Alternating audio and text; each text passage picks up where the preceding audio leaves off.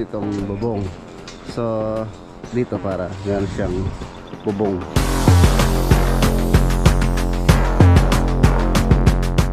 No, baka niya namin siding.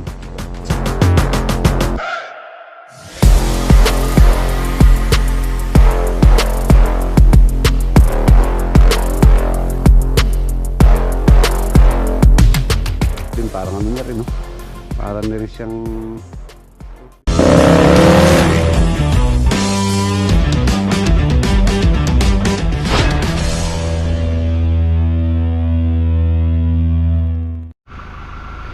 good morning. Yung compactor kinuha ko po kapon sa Angat. Dadalhin ko ngayon sa Olongapo. Olongapo po tayo. Baka dumaan muna tayo ng Lubao, and then diretso tayo ng Olongapo. Ayan. Kagandahan dito sa Lubao tsaka Olongapo, ano po sila, on the way siya.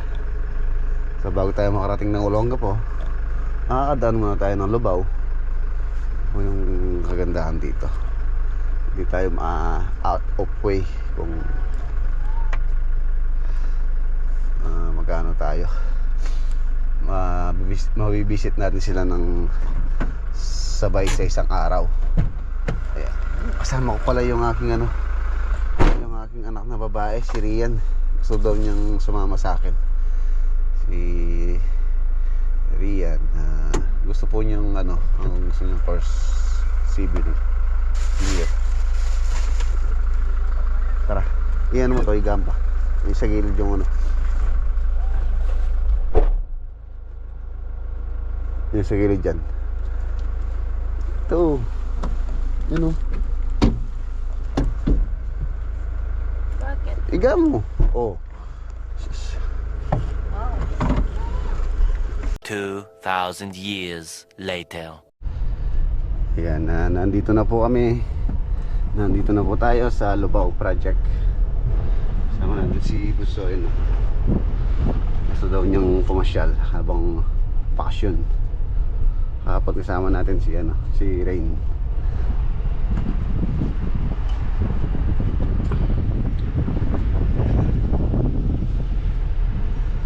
At kulang po itong materyales na kailangan pa nila dito. Tapos diretso tayo ng Lubao. Ay yero. Okay na yung yero. Tapos flashing na lang yung mga ginagawa nila dito sa waterproofing.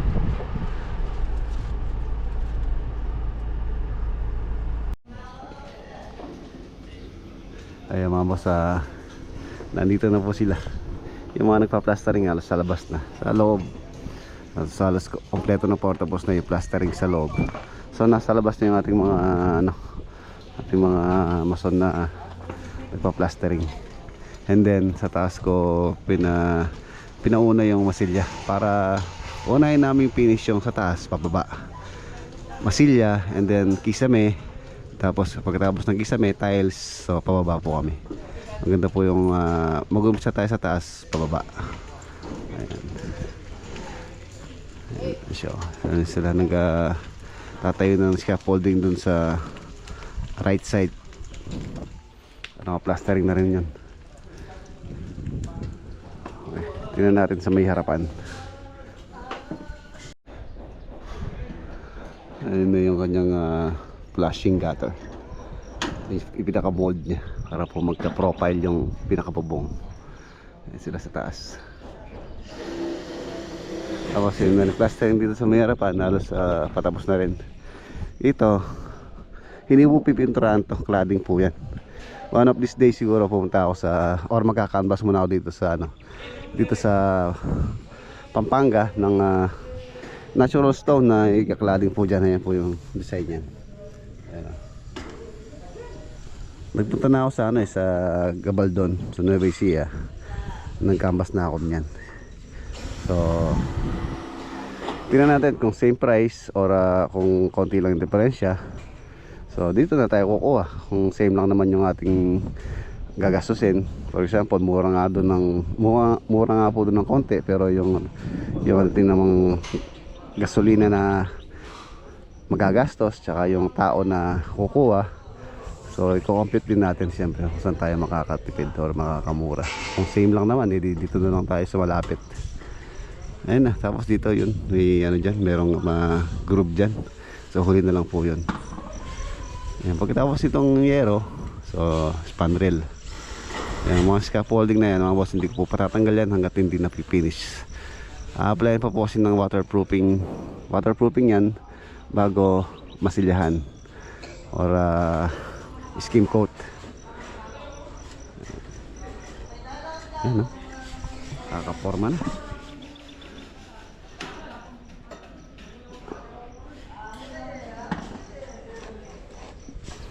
So tara, pasukan natin sila sa loob. Ceiling framing na rin sa taas.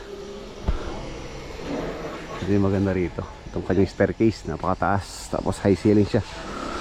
Dito po yung main door nya. Tinanggal lang namin to nung gumawa kami ng access doon.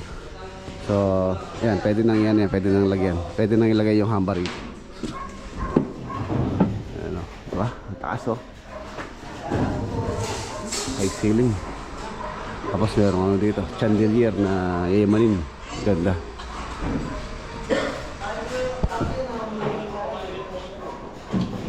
Ceiling framing. Ano Je? Shoutout may pwede wal? Kaya mo? John Salas, tsaka Gina Salas. Ayan, shoutout kay John, kaya kay Ma'am Gina Salas. Yung ceiling po nito, ano lang, simple lang. Hindi naman po ganun siya ka-design. Dito, PVC panel and plain lang. Kasi tayo, itong pinaka guest room. Ayun na siya. Hob and then PVC, simple. Mas simple, mas elegant. Ito po yung pang ceiling. Ang pang ceiling po mga boss, gumamit po kami ng 9mm na gypsum board. Ayan, pang ceiling po, ginagamit po sa ceiling. Pag gypsum board ang gagamitin nyo, 9mm. Ayan o, gypsum board po yan. Ayan, ceiling na dyan. Tapos dito, okay na dito. Ayos. Puti na rin, no? Tapos sa taas tayo. Pinauna ko sila sa taas.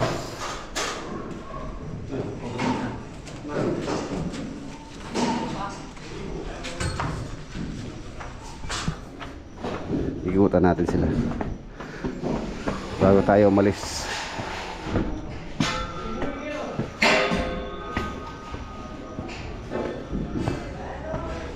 Presko, ang lawak, ang laki. Ayan po yung 400 square meter na bahay.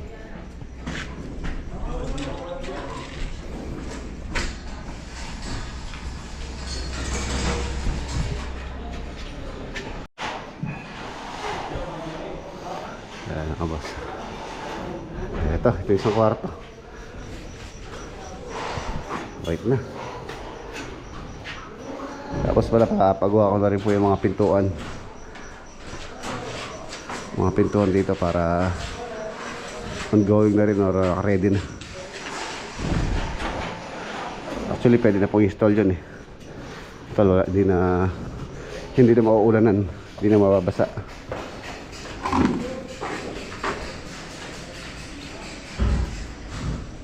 CR.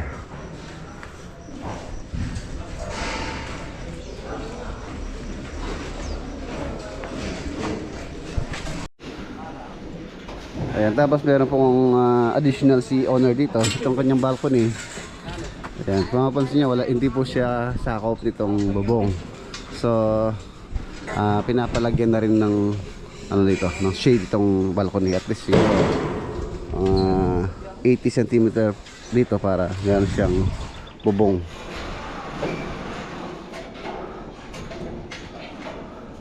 Tetang kaya mo. Okay.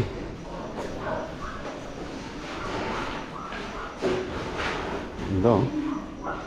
Railing dito. Railing tapos wood planks. Yayamanin.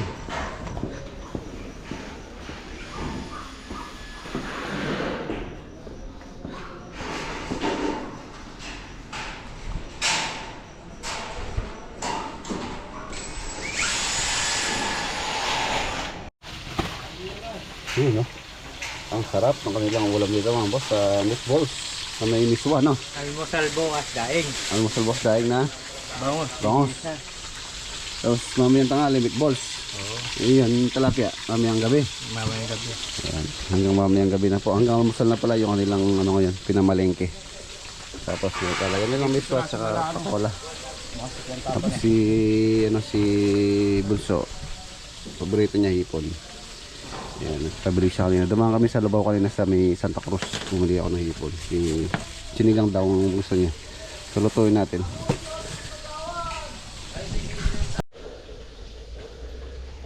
Ito po yung mga mga bibi namin dito. 12 pa rin po yan. Wala pang... Oy. Oh. Tuturo ko lang yung mga anak mo. Napakasungit mo naman. 2, 4, 6, 8, 10, 12. Ayan, ang dami na oh.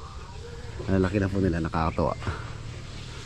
Malapit na rin mga itlog to. Medyo malaki-laki na siguro mga 1 to 2 weeks. Siguro mga itlog na rin po na naman yan ulit. Medyo malaki na yung kanyang mga nakay. Ayun, dami ah. Parang itlog yan, kasunod na naman. Tapos pagka lumaki na yan, mga itlog po yan. Biruin nyo kung 6 na lang yung babae dyan, mga itlog yan. So marami na yung magiging alaga natin dito. Tapos nagtanim akong upo rito eh.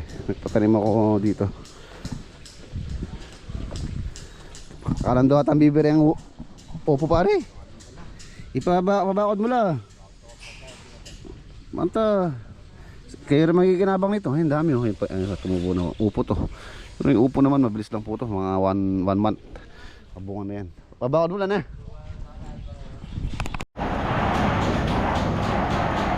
Sahara. Ay, Bol, yung yung shade. 1:1. Cement, waterproofing compound. Ginamit po namin. Buong bahay po. Ina-applyan po namin ng Sahara. Ang pinang-plastering po lahat dyan.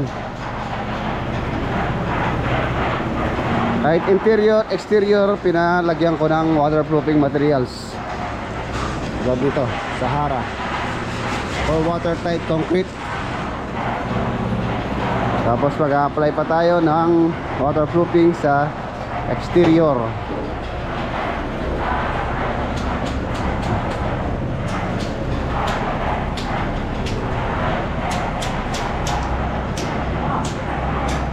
CR. Ito na.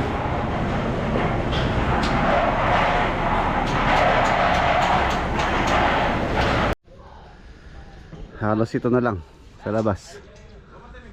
Tapos konti-konti na lang po dito sa ilalim. And then mga kantuhan, canopy, yan. Break time. Tapos mag break time mga boss, diretso na po tayo sa Olongapo. Scaffolding yung aming mga tanim.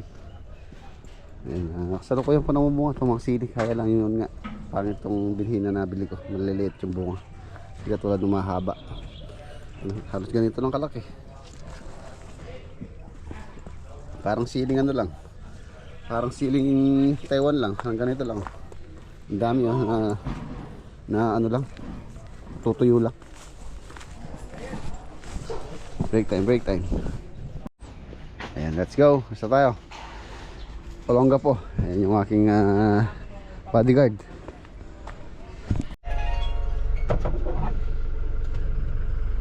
Let's go. Luna yan, kaya ako ay Ayan na, nandito na po tayo mga boss sa Olongapo. Olongapo project. Update po tayo sa mga nagawa rito. Ayan, diskargan nyo yung compactor. Doon na yung ibaba oh. Ano yung baba? Oh, buksan naman yun oh. Buksan yung siding. Yung mga followers ko dito. Ano Foreman? Ano balita? Ayos ka ma?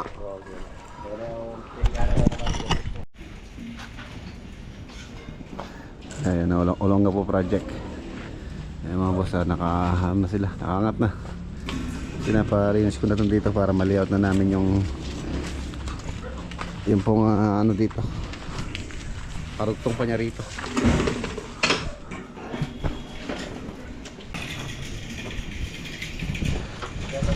Ayan, alas mapuno na pala yung tambak. Ayan po mga boss, ito na po yung ano niya, elevation niya, 1 meter sa kalsada. Ayan, taas niya. Ito yung pinaka dining area, dining tuloy, sala or living area. Tapos dito meron pa po dito yung magiging kitchen, dining. Tapos dito garahe na yan kung saan sila nakatayo.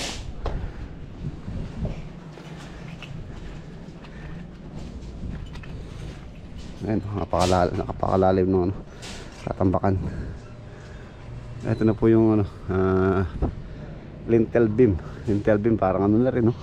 Parang na rin siyang roof beam sa tibay. Sa tibay nung ano niya, lintel beam.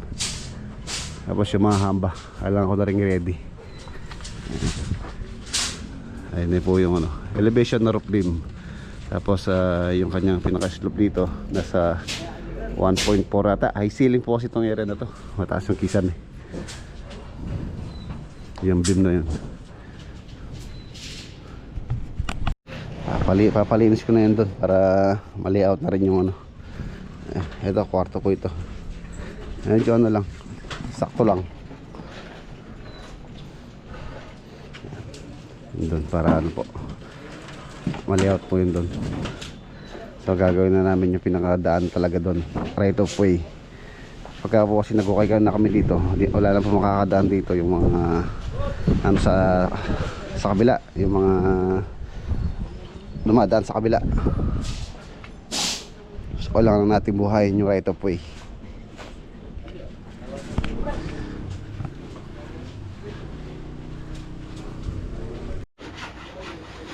Ayan, ito na yung mga poste, nakatabi na rito para makapag layout na po sila doon. Okay na rin yun dito para makahabol din to.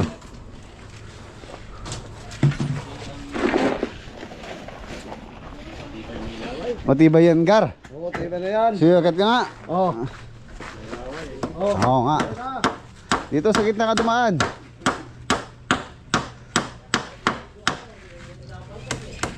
Okay, yan. Temporaring access. Taas po nyo. Halos sa 1.5 yung niya, taas niya.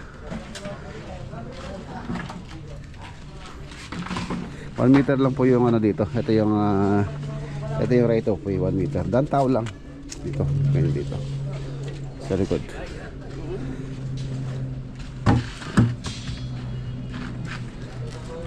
Dito yung kitchen, dining, and then doon yung tulad na sabi ko, garahe na po yun. Medyo delay yung CHB. Mamaya i-follow up ko. Hollow blocks. Imbes na nag-aasinta yung iba dito, so wala silang magamit na hollow blocks. Nadidelay po yung pag natin structural.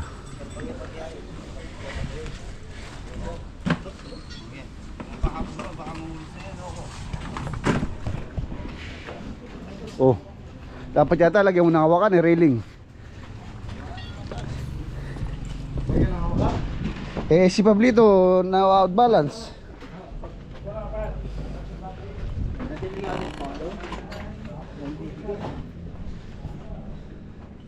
CR.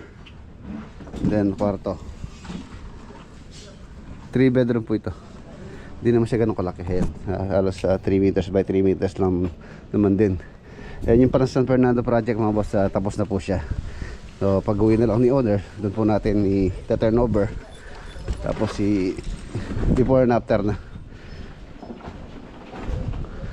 Ayan. San Fernando project, finish project na po tayo doon. So abangan nyo po yung before and after natin doon. Ano, parang roof beam. Pero asintada pa po yan. Halos ano pa, siya dalawang asintada pa. Tapos top of beam po simula sa finish floor line, 3.5 meters top of beam or roof beam. Pagka natapos to, parang hindi rin makikita sa ano to, yung kanyang design sa kalsada na nakatago. Ayun o, halos harapan niya building din, so hindi siya visible. Sayang yung kagandahan itong bahay pagka matapos.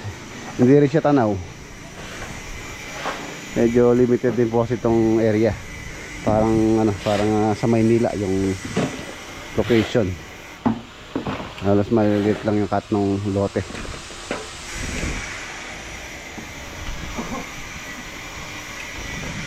So di na tayo magtatagal mga boss. Papalaw po muna yung... Ay, lagyan yung paisa to. Ito, lagyan yung paisa. Delikado to, baka makapakanil to. Mukhang ano, hindi ba tibay? Yan, lagyan yung paisa na yan. Hindi, ano lang, dikit mo lang dito. Yan, sakit mo dyan. Yan, ganyan. Pako niyo, para lang. Baka mamaya magsigrasa kayo.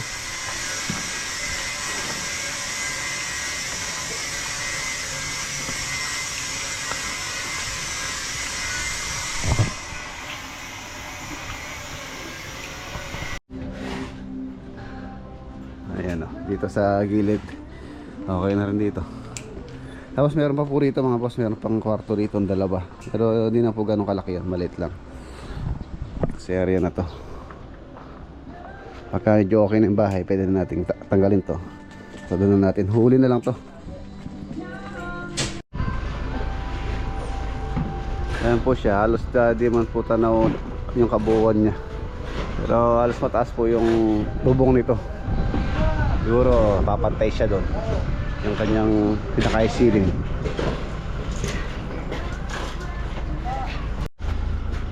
So let's go. Saan tayo? Ayan, nandito po tayo sa hardware. Ayan, ito na yung CHB. Medyo nalilate yung pag-deliver nila ng CHB dito. Mahirap po yung hollow blocks. Tingin ako dito sa madadaan nating hardware kung meron tayong makikitang supplier ng CHB dito sa Olongapo. Ayan, shoutout po kung sino po yung taga Olongapo na may alam kung saan may CHB na ma-order na mabilis mag-deliver. Hindi ka tulad sa Pampanga. Pagka sa Pampanga order ka 1,000, i-deliver nila kaagad 1,000. Ito pa unti-unti. Isang order kami ng 500 or 1,000, i-deliver nila 350 lang. Tapos ayun, paano lang, dahil hindi po ganun kalaki yung kanilang pang deliver. Ayan, nadi-delay po yung yung pag CHB laying nila.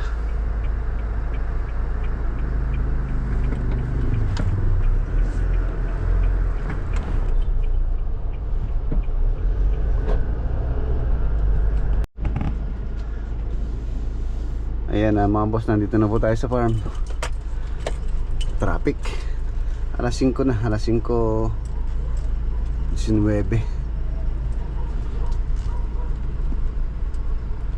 Okay.